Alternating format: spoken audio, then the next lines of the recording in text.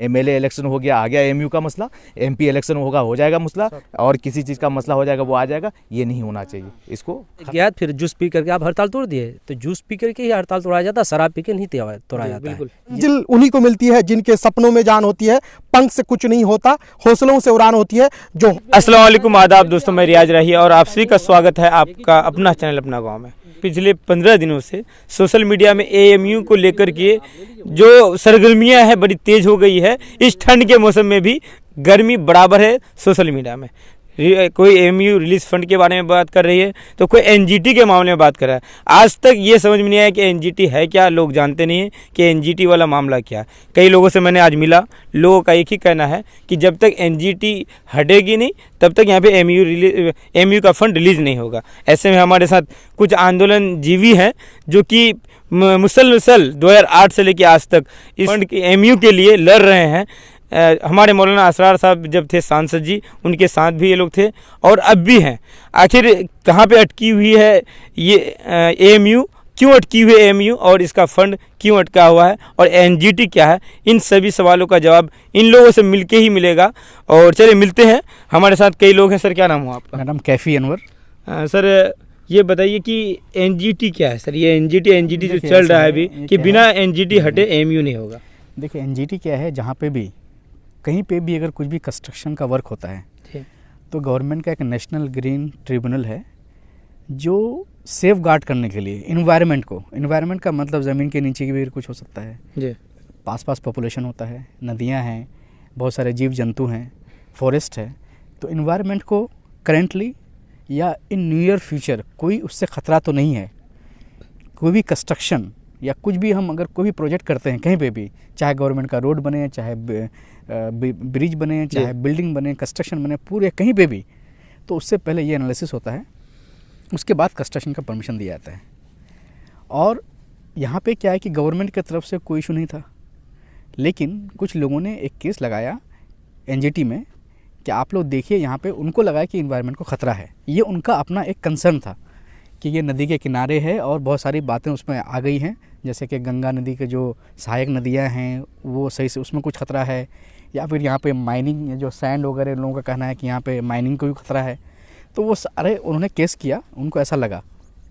लेकिन कहने के उनको लगा कि यहाँ पे एएमयू आने पर यहाँ के जो जल जीवन है और यहाँ के जो ये है मौसम है और जो नदी, क्योंकि नदी के किनारे में तो ये उनके आने से यहाँ पे अस्त व्यस्त हो सकता है। इसलिए वो लोग एनजीटी लगा उन्होंने केस किया। फर्स्ट पार्टी एएमयू एडमिनिस्ट्रेशन थी जिसको जवाब देना था और भी जितने लोगों को पार्टी बनाया गया, जैसे अलग अलग डिपार्टमेंट हैं, कि सबसे मांगा गया, एनजीटी ने मांगा कि आप लोग इसमें जवाब दीजिए। लेकिन उस टाइम में जमीर शाह साहब थे तो कहीं ना कहीं ये ठंडे बस्ते में चला गया, किसी ने जवाब नहीं दिया। और उस टाइम में जो भी हमारे लीडर्स थे, पॉलिटिकल नॉन पॉलिटिकल, सब लोग जो कमियां रहीं, क्योंकि अगर उस चीज़ को सॉर्ट आउट कर दिया जाता, और कहीं ना कहीं देखिए ये सारी चीज़ें क्या होता है हर जगह आती है, और ये चीज़ सॉर्ट आउट किया था। बहुत ही सिंपल तरीका है इसका कि एक पिटिशन है, एक प्रोसेस है, उसको फॉलो करना है। सर क्या लगता है अगर चाहे तो ये सॉर्ट आउट हो सकता है एनजीटी वाले? देखिए ऐसा है कि इंडिया में ना कोई भी काम जहाँ पे, क्योंकि हम लोग भी जानते हैं कि ऐसा कोई, क्योंकि बहुत सारी नदियाँ यहाँ पे हैं और नदी के किनारे बड़ी बड़ी बिल्डिंग्स हैं। एग्रीकल्चर कॉलेज यहीं बना है आपके सामने में, पास में ही है बिल्कुल, यहाँ से 20 किलोमीटर दूरी पे होगा। पुलिस लाइन बनना है यहाँ पे। बहुत सारे एग्जाम्पल हैं पूरे बिहार ही नहीं, गंगा से लेके पूरा बिहार तो नदियों का ही देश है। बिहार में तो इतनी नदियाँ हैं तो आदमी तो कंस्ट्रक्शन होता ही है, ये कोई बड़ी बात नहीं। और ऐसा यहाँ पे ना कोई इन्वायरमेंटल कोई इशू है, ना यहाँ पे कोई ऐसा जीव जंतु है, कुछ भी ऐसा चैलेंज नहीं है। तो सर अभी बता रहे थे कि एनजीटी क्या है। हमारे सोशल मीडिया में बहुत सारे लोग अभी पोस्ट कर रहे हैं और एनजीटी के बारे में लगभग लोगों को जानकारी नहीं कि एनजीटी है क्या। आप हमारे वीडियो को देख रहे हैं, वीडियो के द्वारा आप लोगों को पता लग गया होगा कि एनजीटी क्या है। अब एक बात और उठ रही है कि ये पॉलिटिकल स्टंट है, सिर्फ राजनीतिक मुद्दा बन के रह गया। जिस तरह से यूपी में राम मंदिर मुद्दा, उसी तरह किशनगंज में एएमयू मुद्दा लोग कर रहे हैं। मैंने आज कई पॉलिटिकल लोगों के पास पहुंचा भी और इस बारे में बात भी किया, तो वो लोग सीधे कहना है कि भाई ये एएमयू वाला मुद्दा सिर्फ इलेक्शन की ही टाइम में क्यों याद आता है लोगों को। अगर विधानसभा इलेक्शन हो तो याद आता है, लोकसभा इलेक्शन हो तो याद आता है, उसी तरह भी एमएलसी और नगर का इलेक्शन होना है इसलिए याद आ रहा है। हमारे साथ अभी मतीन इकबाल साहब हैं। सर ये बताइए कि क्या ये पॉलिटिकल स्टंट ही है, क्या सिर्फ अपनी राजनीति चमकाने के लिए ही हो रहा है, क्योंकि आगे लोकसभा भी है? अच्छा, मैं इससे पहले एक बात का जवाब दे दूं कि जो हम लोग आज इकट्ठा हुए थे, असल में एनजीटी पे जो सारी चीज़ों पे, जो टेक्निकल चीज़ों को हम लोग देखे, और हम लोगों ने आज दिल्ली वकील से भी बात की, सुप्रीम कोर्ट और हाई कोर्ट, ये सारी चीज़ें वकील से भी बात कर रहे हैं, और हमारी टीम ने ये डिसाइड किया है कि हम लोग इस चीज़ को लड़ेंगे, और क्योंकि जो मेन इशूज़ है उस टेक्निकल पे बात होनी चाहिए। अब रही बात जो आपने मुझसे सवाल किया, ये सवाल बहुत अहम है और अहम सवाल होनी चाहिए कि सही माने में क्या हमें यूजिंग टूल्स की तरह अभी भी तो इस्तेमाल नहीं किया जा रहा है। मैं देखिए, मैं कभी कभी ना पुरानी चीज़ें याद दिलाता हूँ। वजह यह है कि जब 2008 और 9 में जब ये लड़ाई की जब शुरुआत हुई, तो उस वक्त भी ऐसी ही हुआ था कि उस वक्त भी राजनीति नहीं हुई थी, ऐसा नहीं था। उस वक्त भी राजनीति के जो धुरंधर लोग थे, वो लोग अपने अपने आधार पर लोगों को बांटने की कोशिश कर रहे थे। लेकिन एक चीज़ मैं बोल रहा हूँ कि उस वक्त भी यहाँ के युवाओं ने, रियाज साहब, आप लोग छोटे भाई उस वक्त छोटे रहे होंगे, उस वक्त युवाओं ने एक बागडोर को संभाला था। उस वक्त 2 टीम बनी थी। हमारे साथ वसीकुर रहमान साहब आए, किशनगंज एजुकेशन मूवमेंट जो यहाँ पे बनी थी, और एक दिल्ली में हम लोग टीम बनाए थे, एमयू कोऑर्डिनेशन कमेटी के नाम से बनाए थे। हम लोगों ने क्या काम किया, हम लोगों ने प्रेशर बनाया, सारे यूथ को जगाने का काम किया। आज यूथ खुद भी अपने आप में जगे हुए भी हैं, और ये यूथ जब अगर यूथ आवाज़ बन जाएंगे ना, तो मैं कहता हूँ कि नेताओं को पीछे चलना पड़ेगा। और आज अगर मैं कहता हूँ कि अगर आप मसले में चुप रहेंगे तो क्या हो जाएगा, फिर आपका ये चुनाव लॉलीपॉप बन जाएगा। अगर सारे यूथ अगर जग जाएंगे तो उसको जवाब देने के लिए वो मजबूर हो जाएगा। मैं कहता हूं कि अच्छा हुआ है जो किसी ने भी ट्रेंड चलाया है, ट्रेंड तो चल तो रहा है। अगर किसी ने अपने जाति मुफाद के लिए भी अगर ये ट्रेंड चलाया है तो ठीक है, चलाओ जाति मुफाद के लिए, लेकिन हम भी देखेंगे कि आप कैसे अपने जाति मुफाद के लिए करते हो। हम लोग अपना काम करो, क्योंकि हम लोग को क्या चाहिए, हम लोग को तो एमयू चाहिए। 10 साल 11 साल की लड़ाई, बहुत लोग तो बूढ़े हो गए इस लड़ाई को लड़ते हुए। हमारी जिनके क़यादत पे हम लोगों ने इस लड़ाई को जो किया था रियाज साहब, आज वो इस दुनिया में नहीं है। मरहूम मौलाना आसाहुल कासमी साहब, उनकी बहुत कुर्बानी थी, वो आज गार्जियनशिप को मिस कर रहे हैं। मैं कहता हूं कि आज हमारे एमपी साहब अच्छा कर रहे हैं। आप अकेले क्यों जा रहे हैं साहब? आपको कोई नहीं मिलता है क्या किशनगंज में 10 लोग नहीं है? 10 लोगों को मुत्तहिद करके आप नहीं लेके चल सकते हैं? सर, इस बात को हम काटना चाह रहे हैं। मैं कहीं बैठा था अभी, तो वहाँ पे ये बात चल रही थी कि वो अपना चेहरा चमकाने के लिए अकेले घूम रहे हैं। अगर वो चाहते तो यहाँ का चारों विधायक को लेके घूम सकते थे। इस बात में कितनी सच्चाई है? देखिए, अगर राजनीतिक तरीके से अगर देखिएगा तो राजनीति वो भी कर रहा है जो नहीं बोल रहा है। आप क्यों नहीं आ रहे हैं? आप इस वजह से नहीं आ रहे हैं, आप ये देख रहे हैं कि डॉक्टर जावेद का चेहरा चमक रहा है, डॉक्टर जावेद साहब का चमक रहा है, और डॉक्टर जावेद साहब इस वजह से इंक्लूड नहीं कर रहा है कि फिर उन लोगों का भी चेहरा चमक जाएगा। ये राजनीतिक जितने धुरंधर है ना, ये आपको सिर्फ ठगने के लिए आए हैं। मैं इसी वजह से कहता हूँ यंग लोगों को कि आप इस मसले में चुप मत रहो, आपकी भूमिका सबसे अहम है। अगर आप बोलिएगा तो क्या हो जाएगा, ये धुरंधर फिर क्या करेंगे, आपस में सेटिंग करेंगे। ये सारे लोगों की सेटिंग है साहब, ये जितने जो नेता है ना, इन लोगों की सेटिंग है कि यहाँ पे तुम मत बोलो, यहाँ पे हम नहीं बोलेंगे, वहाँ पे ये नहीं बोलेगा।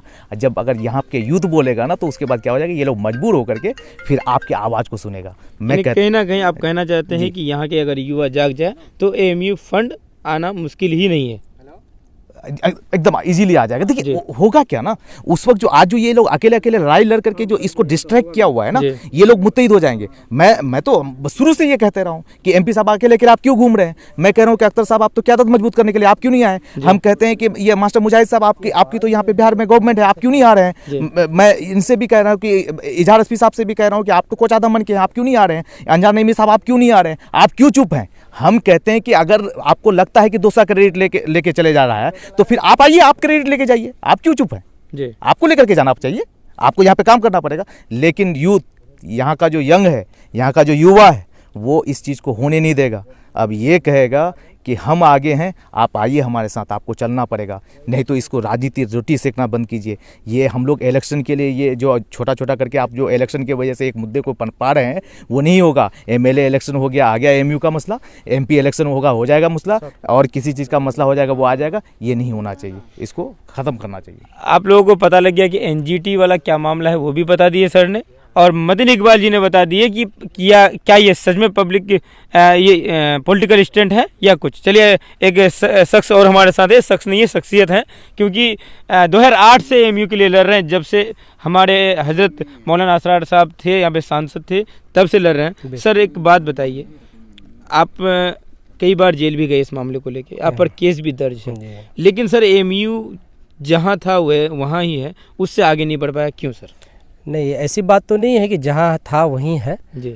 उस वक्त की हम लोग की जो मेहनत थी वो मेहनत हम लोग को रंग लाई और हम लोगों ने ज़मीन ले लिया। ये हमारी बहुत बड़ी कामयाबी थी। 224 एकड़ ज़मीन लेना इतनी आसानी नहीं थी, बहुत सारे लोगों यहाँ के लोगों की कुर्बानियाँ हैं, ये मिल गया। लेकिन फंड जो देने की बात जो पहले सरकार ने की वो फंड नहीं दिया, वो वहाँ पे गद्दारी किया या फिर धोखेबाजी जो भी कही है।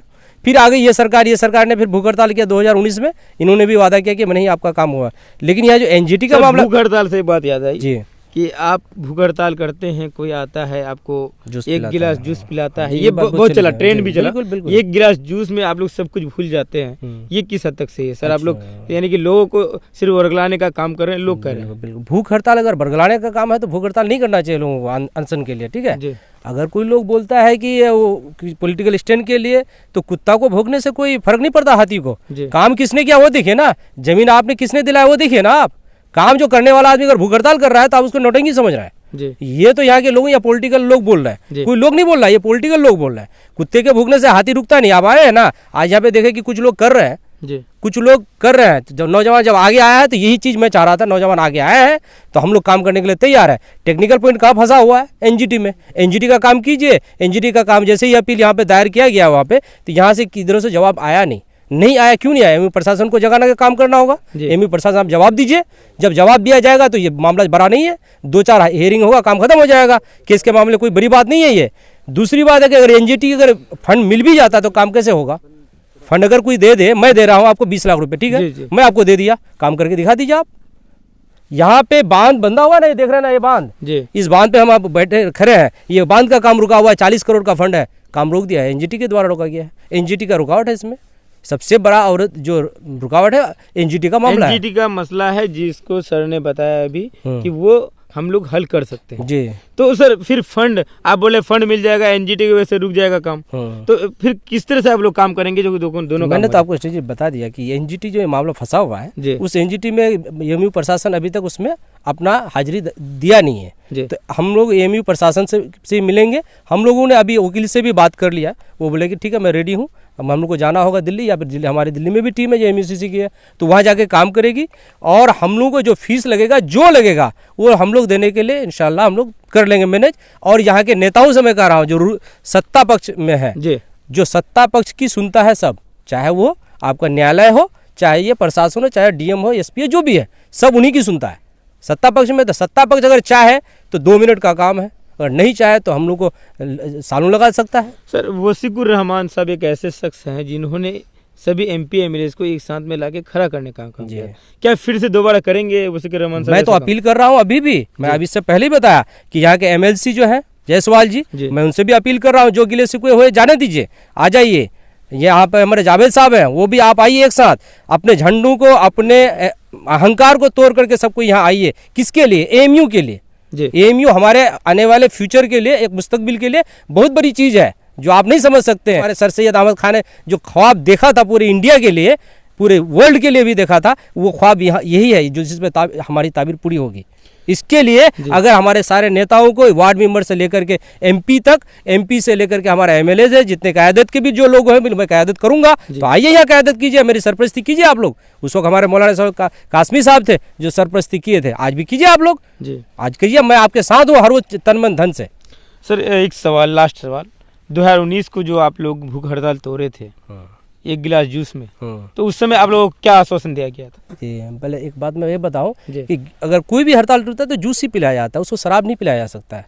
ये बात हकीकत है कि नहीं? बिल्कुल। आप बताइए कि शराब पिलाया या जूस? नहीं, जूस ही पिलाया। बस जूस ही पिलाता है। वो आश्वासन दिया तो कौन आश्वासन देंगे? यहाँ के पब्लिक आके हमको आश्वासन तो नहीं देगा। एक ऐसे आदमी आके दिए थे, हमारे एसडीएम साहब थे उस वक्त, वो आए थे। उसके बाद हमारे मास्टर मुजाहिद साहब एमएलए थे कोचा धमन के, और वो सत्ता पक्ष के भी थे। दूसरा है कि वो यहाँ के जो अध्यक्ष थे, क्या महमूद अशरफ साहब, फोटो भी देख लीजिए, मेरा सारा रिकॉर्ड है, और लिख के दिए कि हम लोग आपको फंडिंग के लिए हम लोग आगे हम लोग अपना काम करेंगे, इंशाल्लाह आप लोगों को फंड दिलवाएंगे। तो कितना आश्वासन चाहिए आपको? या तो नहीं, आपको चेक लाके नहीं देगा ना, मुझे चेक लाके तो कोई नहीं दे सकता है, आश्वासन ही ना होता है। भूख हड़ताल क्यों करता है कि मुझे आप वादा कीजिए, नेता से हम वादा चाहते हैं, वादा करता है, नहीं निभाए तो वादा उसको मारिए, पीछे में वोट का उसको मारिए, क्या दिक्कत है? यही तो हम कर सकते हैं ना। चलिए, अभी ट्रेंड चलाया जा रहा है, ट्विटर में ट्रेंड करना है 26 जनवरी के दिन, उससे कुछ फायदा पहुंचने वाला है लोगों को? बस आपके चैनल के माध्यम से मैं सभी युवा साथियों से गुजारिश करता हूं कि हम सभी एकजुट, मुत्तहिद और मुनज्जम हो जाएं जी। और ये जो लड़ाई है ये हमारे आने वाले नस्लों की लड़ाई है, आने वाले नस्लों की बेहतर मुस्तकबिल की लड़ाई है। इसलिए हम लोग सारे सिकवे गिले अलग अलग पार्टी में रहने के बावजूद भी एकजुट हो जाएं, अपने पार्टी के झंडे को घर में छोड़ दें और इसकी लड़ाई लड़ें। और साथ ही साथ मैं यहाँ के सभी रहनुमाओं से भी कहना चाहता हूँ कि आप सजग हो जाएं, बेदार हो जाएं, आए हमारे साथ। अलीगढ़ मुस्लिम यूनिवर्सिटी का जो फंड का रुका हुआ है, एनजीटी की जो लड़ाई है, इसलिए हम लोग बहुत जल्द इसको सुप्रीम कोर्ट तक पहुंचने वाले हैं। इस लड़ाई को लेकर के हमारे सीनियर से भी बात हो चुकी है, वहाँ के लॉयर से बात हो गई है। बस हमारे रहनुमाओं से ये मैं कहना चाहता हूँ कि आप जो टुकड़े टुकड़ों में बटे हुए हैं, आ जाइए, मुत्तहिद हो जाइए। जब 2011 में जब हम लोग एकजुट हो गए थे, एक प्लेटफॉर्म पे आ गए थे, तो बिहार सरकार को जमीन देना पड़ा था।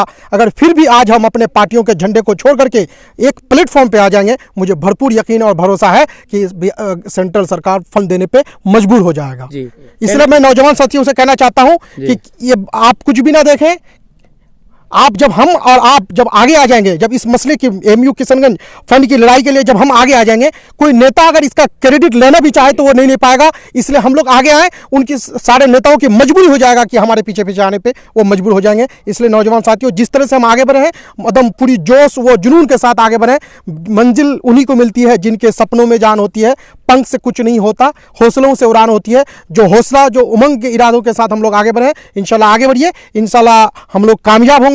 हम कल भी लड़ाई लड़े थे जब हम स्टूडेंट थे। मैं आप लोगों को बताना चाहता हूं कि ये लड़ाई 2008 से लड़ाई लड़ी जा रही है। उस वक्त से जब मैं उस वक्त स्टूडेंट था, उस वक्त से ये लड़ाई में शामिल हूं। आज पॉलिटिशियन भी मैं हूं, इंशाल्लाह आज भी हूं, कल भी लड़ूंगा। जब तक हमारी सांसें हैं तब तक इस लड़ाई को लड़ेंगे, और जब तक अलीगढ़ मुस्लिम यूनिवर्सिटी बन ना जाए तब तक ये लड़ाई लड़ते रहेंगे इंशाल्लाह। चलिए, बहुत बहुत शुक्रिया। अभी एक साथी और है, सर क्या नाम हुआ आपका? जी, अबरार राही। सर, आप क्या मैसेज, क्या पैगाम देना चाहेंगे यहाँ के युवाओं को एमयू को लेकर? युवाओं से मैं ये मांग करूँगा कि आप जितने भी युवा हैं हमारे इलाके के, सीमांचल के और ख़ास तौर से किशनगंज के, मैं सब किसी को कहना चाहता हूँ कि एक प्लेटफॉर्म में आइए। जैसे कि 2011 में आए थे तो ज़मीन हम लोगों को मिला, अब फिर एक बार आएंगे तो इंशाअल्लाह हमें यहाँ पे एमयू बन के तैयार हो जाएगी। क्या नाम है सर आपका? जी, अबरार राही। अबरार राही साहब थे हमारे साथ, और दीगर बहुत सारे लोग थे हमारे साथ। सभी ने अपने अपने बातों को रखे, अपने यहाँ के युवाओं को, यहाँ के रहनुमाओं को एक मैसेज दिए कि एएमयू के लिए सब कुछ सामने में आइए, क्योंकि ज़रूरी है। एएमयू यहाँ पे होगा, एक मुहिम और भी चलेगी, पढ़ेगा सीमांचल तो आगे बढ़ेगा सीमांचल, अगर यहाँ पे एएमयू हो जाता है। और एक बात और, कई लोग इसको जातिवाद का मुद्दा बना रहे हैं। मैं उन लोगों से बस यही आग्रह करना चाहूँगा कि अगर एएमयू बनता है तो यहाँ पे हिंदू का भी बच्चा पढ़ेगा, मुसलमान का भी बच्चा पढ़ेगा, सिख का भी बच्चा पढ़ेगा, ईसाई का भी बच्चा पढ़ेगा। एएमयू जरूरी है। अगर एएमयू यहाँ पे बन जाती है तो शिक्षा ही नहीं बल्कि यहाँ पे विकास भी होगा। मैं आपका दोस्त रियाज रही, आपका अपना चैनल अपना गाँव से। खुदा हाफिज, अस्सलाम।